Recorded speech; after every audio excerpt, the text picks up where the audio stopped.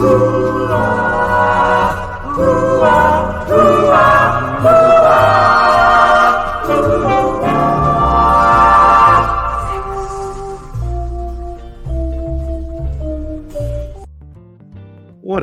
up? It's your boy Big Vern coming to you live from the App Stupid Studios. Busy sports day today. Thank God I took some breaks. Usually when you talk about sports half the day and you try to really figure out things like who's in the office, front office, who's coming, who's leaving, OCs, whatever. You kind of need to take some time to yourself. And now that that's over, I'm back and I'm ready to rock and roll. I've got a couple of stories lined up. Auburn is losing its defensive line coach. Michigan stays in-house to fill offensive coordinator vacancies. You got the Saints, they fire their O-line coach. And you got what I consider a double cross, Kingsbury v. Raiders. And while there's maybe a shoe that's getting ready to fall, a lot of people don't anticipate. And we'll get right into these stories and much more when we come back from a quick 20 from an unofficial sponsor of the show.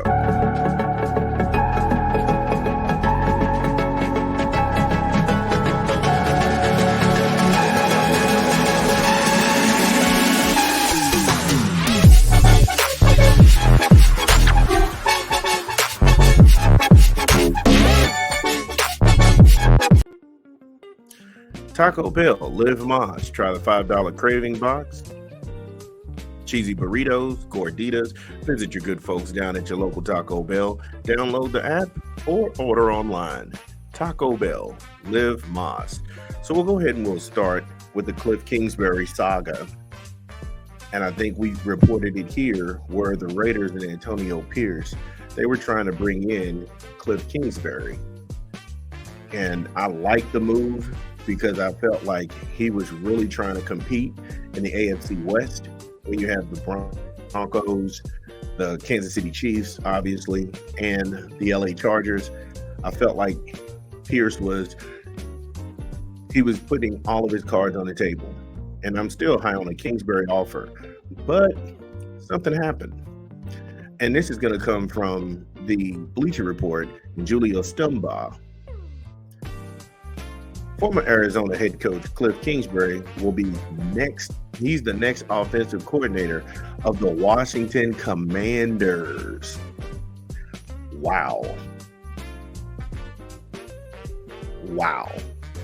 The news comes the day after ESPN's Adam Schefter had reported contract talks they broke down between Kingsbury and the Las Vegas Raiders.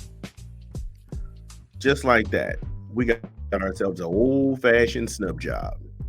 Now, I wonder why talks broke down. And that's a fair question.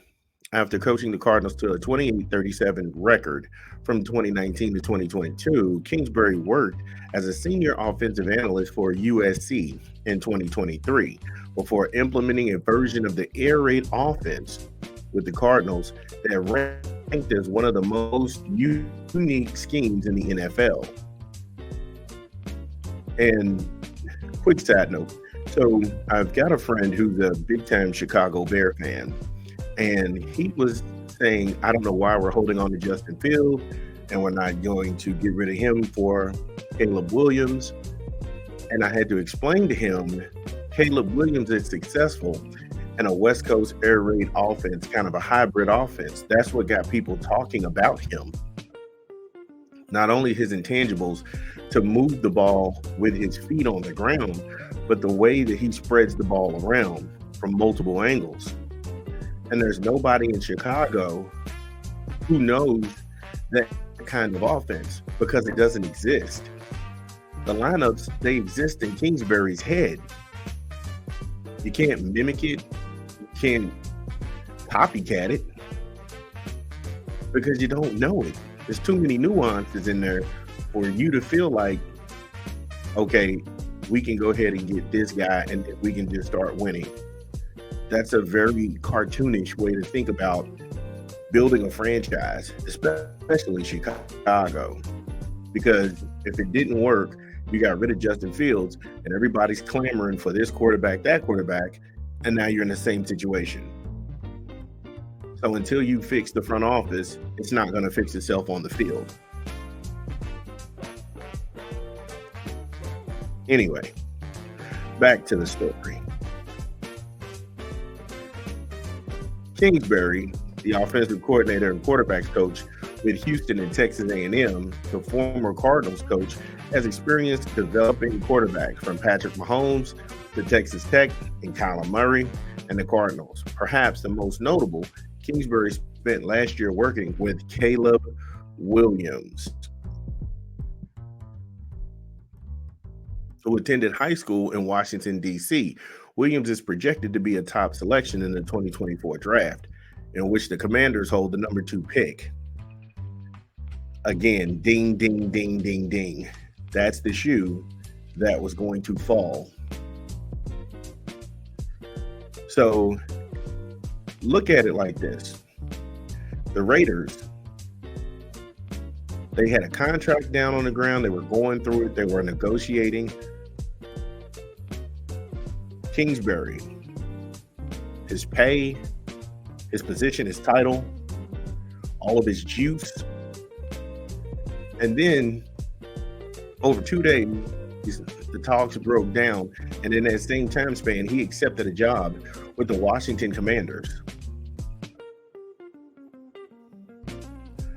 He accepted a job with the Washington Commanders with the hopes that a kid who went to school in the DC area was going to land in DC.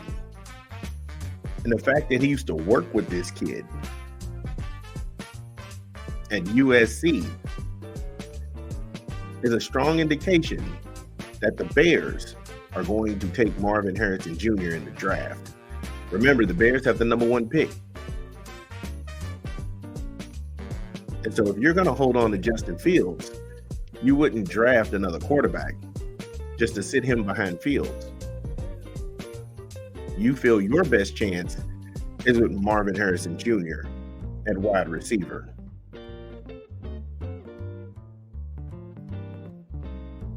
That makes sense to me. That makes sense to me. If you think that Justin Fields is as bad as Justin Fields is, then why would you draft? Then why would you go ahead and pick up another quarterback to sit behind him?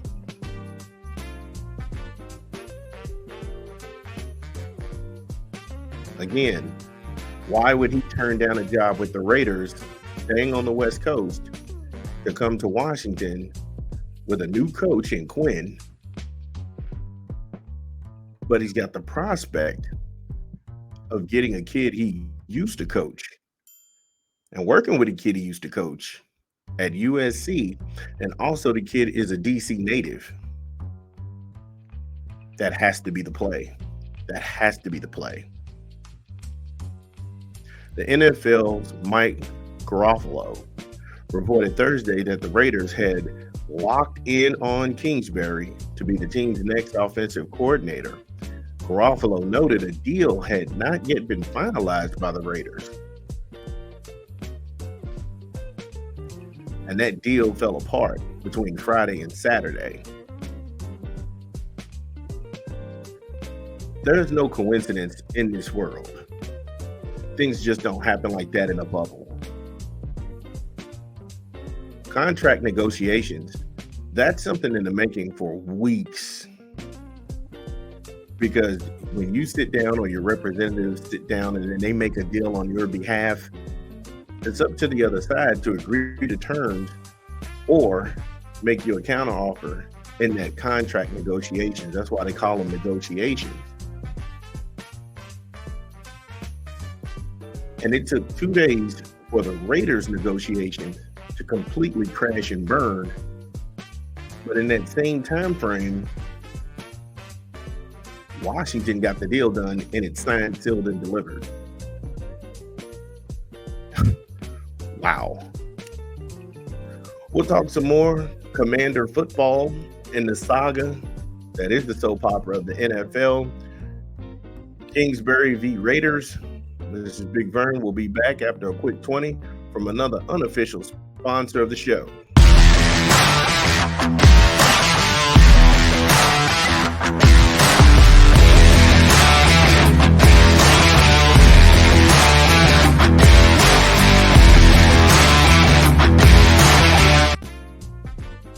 Yes, roast the host. Roast the host. Going to be a good time. That is our first live inaugural show. Roast the Host is going down on May the 10th, Mother's Day weekend. So make sure you tune in live. You can put me down. You can put the show down. That's not off limits. We got 3 requirements. You have to be a subscriber to the show. Also, you have to have a picture. You have to be a person. So we have to see you when we send the link out there for people to get on. And we put you on. You have 2 minutes to go ahead and burn and roast me. And number 3, don't be racist. I think that's a low bar to cross. I think you can go ahead and be tremendously funny and you don't have to be racist. That could be, like I said, that's anybody. But however, you just have to give out the disclaimers. Also, my wife and kids are off limits. I'm fair game. My mom's fair game. My dad off limits. And anything in between. The staff will get a kick out of it. We'll send the winner a nice cash app so they can get something to eat. Roast the Host. Going down May the 10th. Okay, so we're back on the soap opera of the NFL and how things shook out with hiring Kingsbury. Now, when the Commanders hired him, there's got to be a signal that they are moving on from Eric Bieniemy because he still has a year left on a 2-year deal remaining that he signed in February of 2023. Now, I feel like Bieniemy should go to Vegas and be the OC there.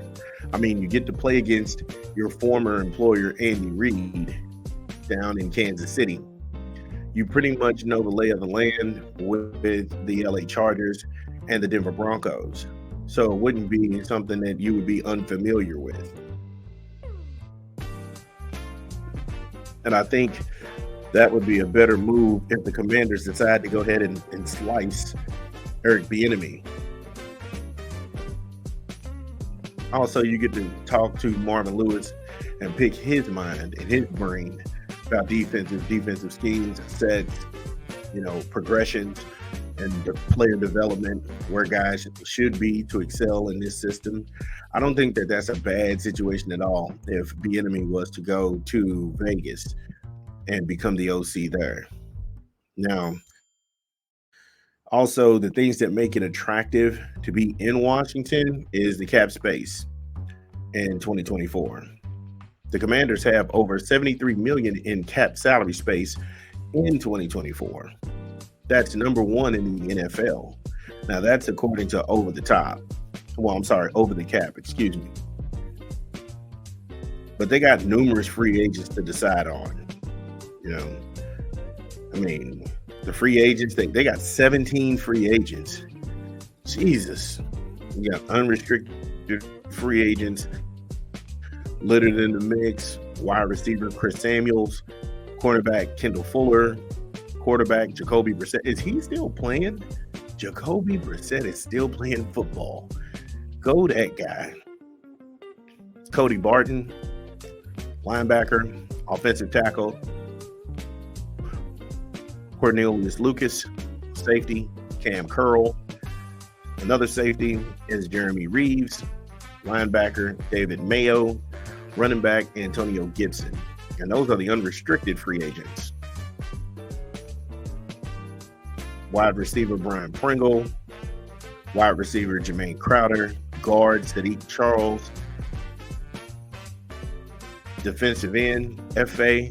Obata. Oh my goodness. But again, you got $73 million in the cap. So you can move around and have a lot of fun. And then the draft picks in 2024, they got 9 picks overall. With the second overall pick in the first round But after that, they got 8 other picks.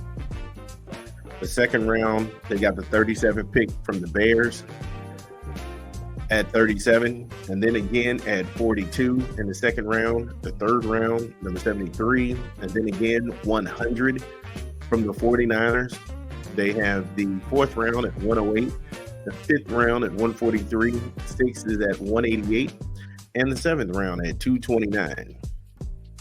So not only do you have a lot of cap space, you possibly could get a franchise quarterback in this draft, and then you can actually put pieces around him. So the Washington job always seemed very lucrative.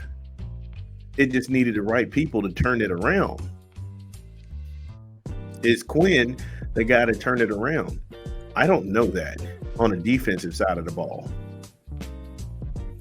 Now, he is familiar with the entire NFC East because he was the defensive coordinator at Dallas. So he knows about the Eagles. He knows about the Giants. He's actually knows about the Cowboys because he was the defensive coordinator for them. But if all things fall into place, Washington could be a scary team and a good team to watch. And I think the good people of Washington deserve that. The schedule in 2024, they open up against the Ravens. Ouch. Then they play the Cowboys. That's a division game. The Saints, the Giants, that's another division game. The Eagles, another division game. You get a break. You play the Buccaneers. Then you come back to Big D, play them again, the Giants again, and Philadelphia. And then down the stretch, Atlanta, Carolina, the Browns, the Steelers, the Bengals, the Cardinals, the Bears, and the Titans in the season finale. Schedule doesn't look too bad. There's a lot of upside to this. You have an offensive coordinator who could get back a strong weapon that he watched develop and he watched grow in a system that is in his mind that he's created, that is not the traditional air raid. It has many different looks. And you got $73 million in cap and 9 picks in the draft. So, yeah, it's a good hire. It's a good hire for Quinn to lock in Kingsbury. Raider Nation has got to feel like somebody stabbed him in the back.